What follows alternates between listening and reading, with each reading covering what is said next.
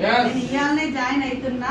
Wastage లో సావనన్నా చస్తా గానీ గెలిచే చస్తా. ఎట్లా చస్తా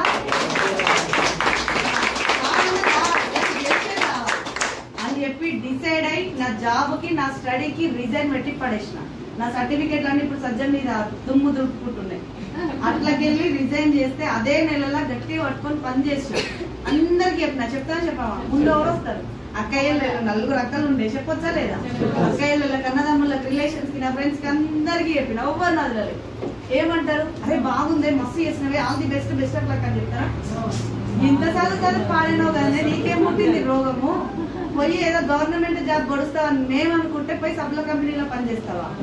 అందరిది రిజెక్షన్స్. ఎవ్వరు లేస్తలేరు, ఎవ్వరు కనీసం కొనడానికి కూడా ఇంట్రెస్ట్ చూపెడతలేరు. ఆ టైంలోనే బిడ్డ మీరుగా నన్ను నమ్ముకొని వచ్చిన వాళ్ళు భూమి మీద మీరే లేదు, ఇంకా చాలా మంది దునియాలు అని చెప్పి వెళ్ళి వర్క్ చేయడం స్టార్ట్ చేసిన. నన్ను చాలా చాలా మాటలు పడ్డనే. వ్యవసాయం చేస్తారా చేయరా?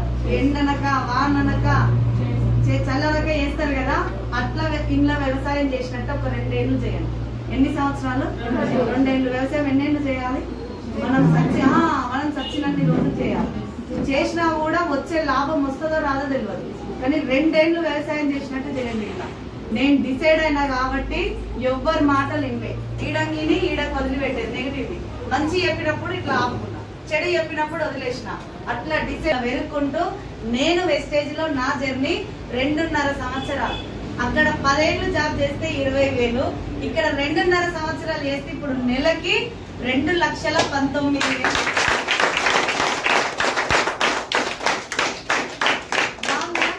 పైసలు బాగున్నాయా? ఇప్పుడు ఏం చదువుతారు ఎవరెవరు? ఏం చెయ్యాలి? నిజంగా చెప్తున్నా, నా లైఫ్ చేంజ్ చేసుకున్నా. ఎక్కడికి వెళ్ళి 2 లక్షల అప్పు ఉందా పోయిందా?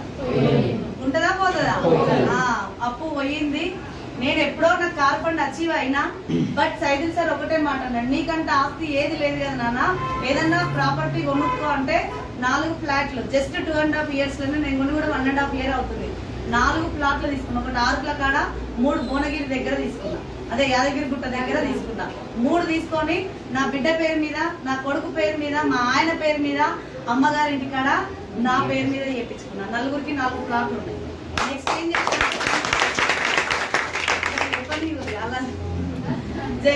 ఇంకో క్లాస్ ఏమవుతుంది తెలియ వినండి. సో నేను ఆ తర్వాత ఏం చేసిన అంటే, మనము కర్తల్లో ఉన్నోళ్ళమే మీటింగ్ రావాలంటే భయపడుతున్నాం. అవునా కాదు? ఎంతమంది లీడర్లు ఎంత సఫర్ అవుతారో నేను బయట వచ్చినప్పటి నుంచి ఇంటనే ఉన్నా. కానీ 2.5 సంవత్సరాలు నా బిడ్డే, 2 సంవత్సరాలు 4 నెలలు నా బిడ్డే పాలు తాగే బిడ్డే, కొడుకు 5 ఏళ్ళు. ఇద్దరిని అత్తమామ దగ్గర వదిలిపెట్టి ఈ కంపెనీలో ఇలాంటి సెమినార్లు, ఇప్పుడు సైదుల్ సార్ కానీ, సీన్ సార్ కానీ, పాండి సార్ కానీ సెమినార్లు చేస్తారు కదా, ఇక్కడ జరగలే. మేము ఉన్నప్పుడు గుంటూరు, విజయవాడ ఇక్కడ జరిగినాయి, కోటప్పకొండ అక్కడ జరిగినప్పుడు పిల్లలు ఇద్దరిని వదిలిపెట్టి మీరు వస్తారా? రారు. గిడికే రాకపోయా. పిల్లలు స్కూల్ పోతారు, టిఫిన్ ఇవ్వాలి, ఇది ఇవ్వాలి, అది ఇవ్వాలని. కానీ నేను డిసైడ్ అయినా, ఇంట్లో ఇవి కావు పైసలు, ఇంకా ఏదో ఉంది తెలుసుకోవాలంటే నేను లాంగ్ జర్నీ చేయాలి. బిడ్డను పాలిచ్చే తల్లిని నేను వదిలిపెట్టి, అత్తమామ దగ్గర వదిలిపెట్టి, బిడ్డ నీకోసమే పోతా, కానీ నీకు ఏదన్నా ఒక గిఫ్ట్ తెస్తా అని చెప్పి డిసైడ్ అయ్యి 2.5 సంవత్సరాల బిడ్డను వదిలిపెట్టేసి గుంటూరుకి 3 రోజులు వెళ్ళినాం నేను, నా భర్త. ఇంకా అక్కడికి వెళ్ళిన తర్వాత ఇంకా ఇక ఏం విడిచినా కూడా ప్రాణం ఇచ్చినా వెస్టేజ్ ఇవ్వాలని మైండ్ లో గట్టి పట్టుకొని మొన్న 2023 డిసెంబర్ 13వ తారీఖు నా బిడ్డది 5వ బర్త్డే. ఎన్నో బర్త్డే? 4వ బర్త్డే. 4 ఫ్లాట్లు కొన్నా. 5వ బర్త్డే రోజు 14 లక్షలు పెట్టి కియా సోనెట్ IMT కారు కొని దానికి ఇప్పించిన. అంతే కాదు, బస్కి వచ్చిన. బస్కి కూడా కాదు, తుఫాన్ ఎక్కితే ఆడ దించిండాను. పెట్రోల్ బంక్ ఆడ దించితే నడుచుకుంటూ వచ్చిన. నన్ను ఎవరన్నా అడిగేటోళ్ళు ఉన్నారా? బాస్ ఉందా? టైం ఉందా? ఏం లేదు సార్, నేను 0 నుంచి వచ్చిన. 0 మొత్తం 0 మైనస్ అప్పుతోటి వచ్చిన. నేను అప్పుతోటి వచ్చి ఇవాళ నా పేరు కూడా ఎవ్వరికి తెలియదు, మా అంబర్పేట దాకా ఎవ్వరికి తెలియదు. నన్ను తిట్టిన వాళ్ళంతా ఇప్పుడు నాకు చెక్కులు తీసుకుంటారు. నేను ఒక్కదాన్ని నిలబడ్డా అంబర్పేటలో. ఇవాళ 48 మంది చెక్కులు తీసుకుంటున్నారు అంబర్పేటలో. స్టిల్ ఎవరున్నారంటే ఇంతకు ముందు మాట్లాడింది కదా రమేష్ రెడ్డి సార్, వాళ్ళ క్లాస్మేట్ కవిత టీచర్. నేను హయ్యర్ ఎడ్యుకేషన్ కి స్కూల్ చెప్తా, మేము లోయర్ క్లాస్ కి చెప్పేది.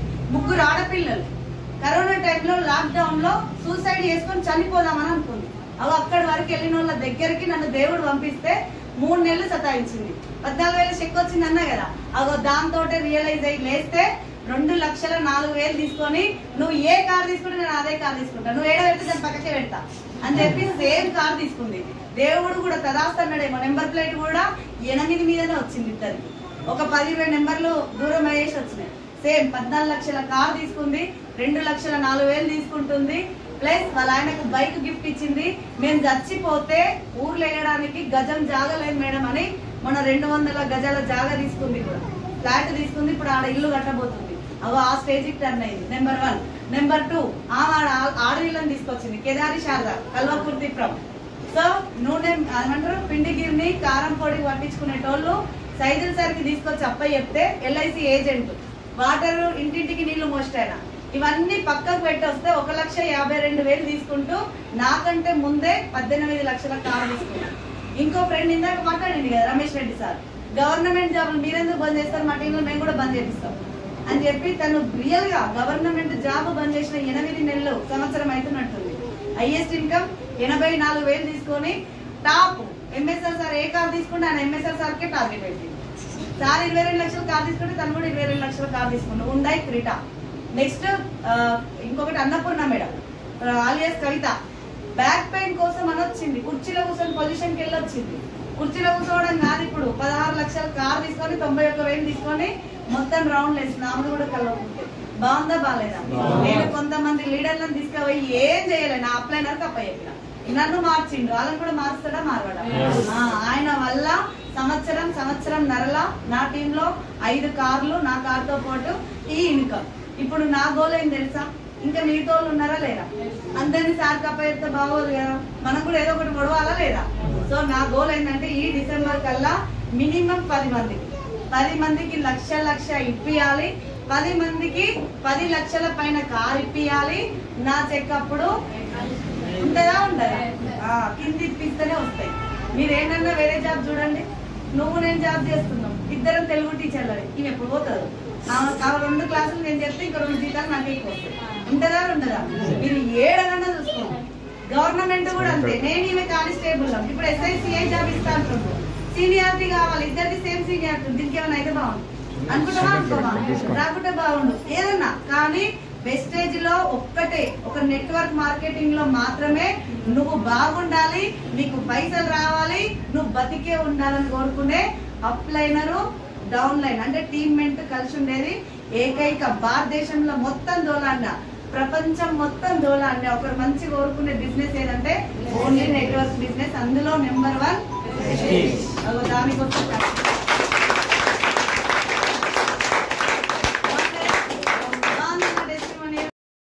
బ్యాగ్ పట్టుకుని అమ్మగారింటికి పోయే పొజిషన్ చేంజ్ కావాలి అంటే నేను కారు కొనాలి, కారు కొనాలంటే నాకు ఇన్కమ్ రావాలంటే ఈ వెస్టేజ్ ని పట్టుకోవాలి. నెంబర్ 1 ఇప్పటి వరకు నాకు గజం జాగా లేదన్నా కదా, నాకంటూ జాగా ఏర్పరచుకోవాలంటే జీతాలలో లేదు. ఇలా మారితే నాకు వస్తుంది. అగో నేను చేంజ్ చేసుకున్నా, ఇంటిని చేంజ్ చేసుకున్నా, కారు చేంజ్ చేసుకున్నా. నా భర్త కూడా ఇందాక అన్నారు కదా, అందరూ వెస్టేజ్ లో చాలా మంది ఎట్లా తయారవుతారు, సెమినార్లు అయితే ఈక్వల్ టు కలెక్టర్, అవునా కాదా? ఇప్పుడు నాకే కలెక్టర్ జాబ్ వచ్చింది, నాకు కలెక్టర్ జాబ్ వచ్చింది. నేను ఒక్కదాన్ని చదువుకున్నా, మా ఇంట్లో ఎవరు చదువుకోలేదు. నేను పుట్టిక్కుమన్నా, ఎప్పుడు భూమి మీద ఉంటామో ఎంత ఇప్పటివరకు గ్యారంటీ లేదు. నేను చచ్చిపోయినా అనుకో, ఈ కలెక్టర్ జాబ్ ఎంత మందికి ఇస్తారు మా ఇంట్లో? పోనీ జీతం అన్ని ఇస్తారా? నా ప్లేస్ లో వేరే వాళ్ళని పెడతారు, అంతే కదా. కానీ ఇప్పుడు నా పొజిషన్ క్రౌన్ డైరెక్టర్. వెస్టేజ్ లో 2,19,000, 4 ఫ్లాట్లు, 14 లక్షల కారు. నేను ఉన్నా వస్తాయి, నేను పోయినా నా భర్తకు వస్తాయి. నా భర్త కూడా క్రౌన్ డైరెక్టర్, నా పిల్లలు కూడా crown director with all incomes తోటి ఉంటారు. బాగుందా బాలేదా? దానికోసం రండి, 3 ఏళ్ళు కష్టపడండి. 3 ఈజీ సార్ బిజినెస్, చాలా ఈజీ. బిజినెస్ ఏముంది, నువ్వు సబ్బు రుద్దుకో, బిజినెస్ ఈజీ. బట్ దీని గురించి మనకు అర్థం కావాలి. గవర్నమెంట్ ఎందుకు గెజెట్ ఇచ్చి గైడ్ లైన్స్ ఇచ్చి అంతగానో సపోర్ట్ ఎందుకు చేస్తుంది? ఉత్తగన 500 జాబులు పడితే 5 లక్షల మంది పోయి అప్లై చేస్తున్నాం, 100-200 కట్టి. ఈ 5 లక్షల మంది ఇచ్చిన డబ్బులతోటి 500 మందికి జీతాలు ఇస్తుంది గవర్నమెంట్. దానికోసం చదువు సందే ఏది లేకుండా పోయి ఆ గవర్నమెంట్ కి అప్లై చేస్తున్నాం. ఇది అట్లా ఏమన్నా అడిగిందా? ఉత్తగా ఐడి తీసుకొని బిజినెస్ చేయను ఆయన, నీ లైఫే చేంజ్ అవుతుందని నెత్తి నోరు కొట్టుకుంటుంటే ఇది సభలకు ఇది వినరు. ఒకవేళ ఇప్పుడు నాకు 2 లక్షలు వచ్చినాయి, నా దోస్తులు కూడా ఎవరు వింటలేదు. ఇప్పుడు మా కేళ్ళలో ఏమంటారు, నువ్వు నక్కతో దొక్కుతావంట. నిజంగా నేను నక్కతో దొక్కితే ఇలా మా ఇంటి ముందర కుక్కలు ఉండవు. నక్కలను తెచ్చుకొని ఇంటి ముందర కట్టేసుకొని ఫస్ట్ దొక్కినాకనే బయటకు. అవునా కాదా? నేను అంటూ నా లైఫ్ చేంజ్ చేసుకున్నా. మీరు కూడా పట్టుకోండి. దౌర్భాగ్యం ఏంటంటే నేను ఉన్నప్పుడు ఇట్లాంటి స్టోర్లు లేవు. ఇప్పుడు కళ్ళు తెరిస్తే మీ ఏరియా వైజ్ గా స్టోర్లు ఉన్నాయి. దుమ్ము దులిపేయచ్చు. ఇందాక రమేష్ రెడ్డి సార్ చెప్పింది కదా, మన 140 కోట్ల జనాభాలో జస్ట్ 5 కోట్లు. తెలంగాణ మన ఇండియాలో ఉంది 3 కోట్ల మంది. 5 కోట్లల్లో ఇండియాలో ఉంది 3 కోట్ల మంది. వెస్టేజ్ లా 137 కోట్ల జనాభా ఉత్తగా మరుగున వాడు ఉన్నారు. చేయొచ్చా లేదా? అందరు అంటారు ఎంతమంది సబ్బులు కొంటే, ఎంతమంది పేస్టులు కొంటే, ఒకవేళ రోజు బిజినెస్ పోతే నువ్వు కూడా పోతావు కదా. నువ్వు పోయిన జాగాలు ఇంకోటి కొత్తవాడు పుట్టడా? మరి ఇంకెందుకు పోతావు? ఇది పోతుందా? కంపెనీ గురించి తెలుస్తుందమ్మా. ప్రొఫైల్ విన్నారా?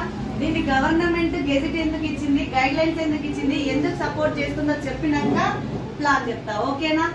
Are you ready? Thank you so much. So మన కంపెనీలో మన గవర్నమెంట్ ఎవరిది? గవర్నమెంట్ ఇప్పుడు ఎవరున్నారు? ప్రధానమంత్రి మోడీ.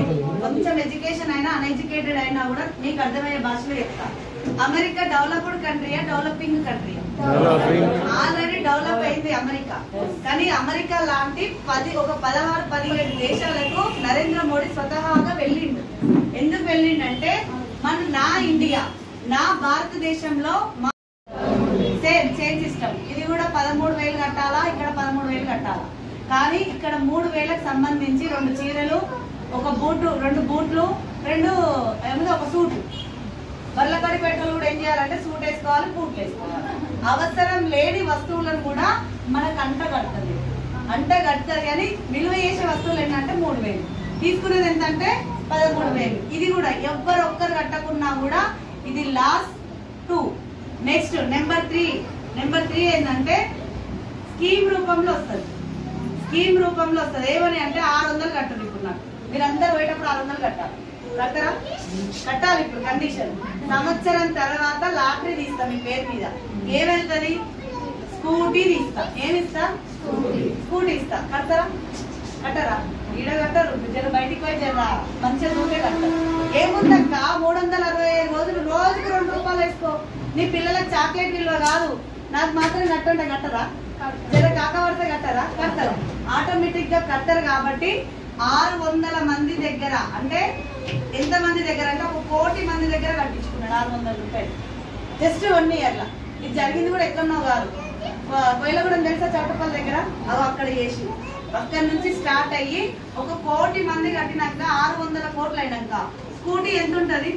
2 లక్షలు వేసుకోండి. నేను బ్రాండెడ్ స్కూటీ ఇచ్చిన, మిగతా డబ్బులు మిగిలినాయా లేదా? ఇది స్కీమ్ రూపంలో వస్తుంది. కానీ జనాలను స్కామ్ చేసి పడేస్తారు. ఇగో ఇట్లాంటి వాటిలల్లా పోవద్దు అని చెప్పి మన గవర్నమెంటే 2016న బ్యాన్ చేసి పడేసింది. చెయ్యొద్దు, పోవద్దు, చేతులు కాసుకోకూడదు అని చెప్పింది.